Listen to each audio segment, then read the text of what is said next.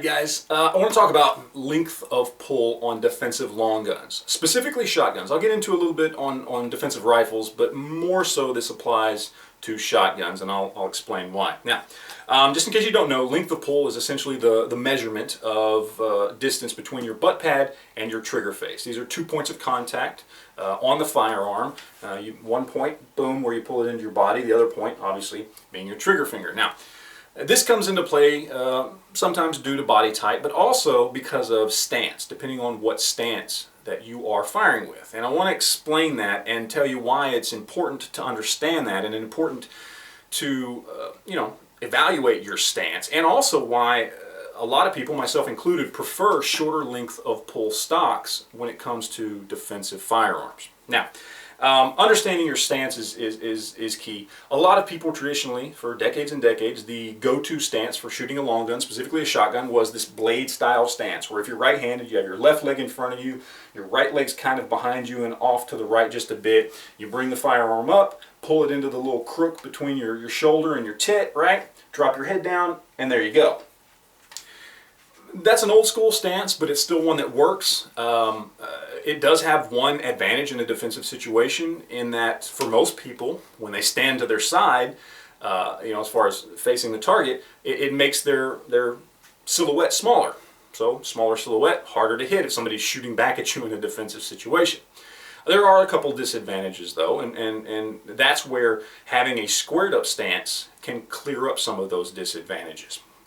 Squared up stance basically means you are facing your target. Your feet, your hips, your head, everything is squared up to the target. Now, depending on whether you're right-handed or left-handed, one of your shoulders is going to go back just a little bit, but for the most part, your body is squared to the target. Looks something like this.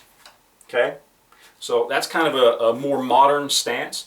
Again, your silhouette's going to be bigger standing that way, and some people are just dead set on shooting blade style, but it offers some advantages. One of the advantages it offers is maneuverability. If I'm in a blade style stance, okay, and I've got the gun back here, very easy for me to look off to my right if I see something over there, and maybe I need to decide whether or not I take a shot.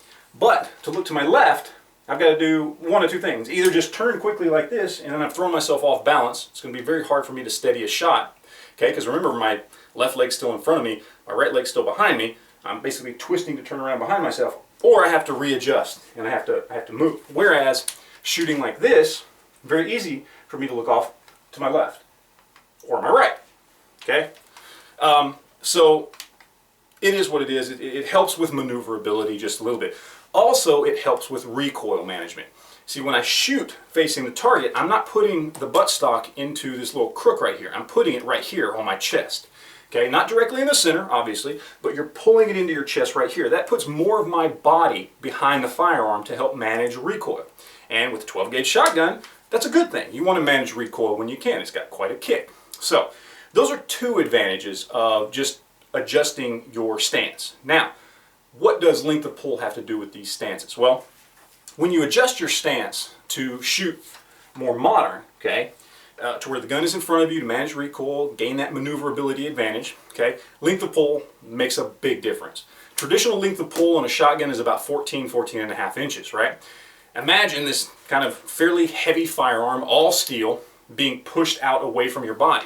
The further away from it you are, the more difficult it's going to be to control, more difficult it's going to be to, deal with the recoil. Also, the farther away from you it is, the more outstretched this hand is. If you've got a pump, of course, that makes a difference for you to properly pump that shotgun. So by shortening up the stock, you're pulling the gun into your body a little more. You're bringing it back into you. Easier to pump, easier to control.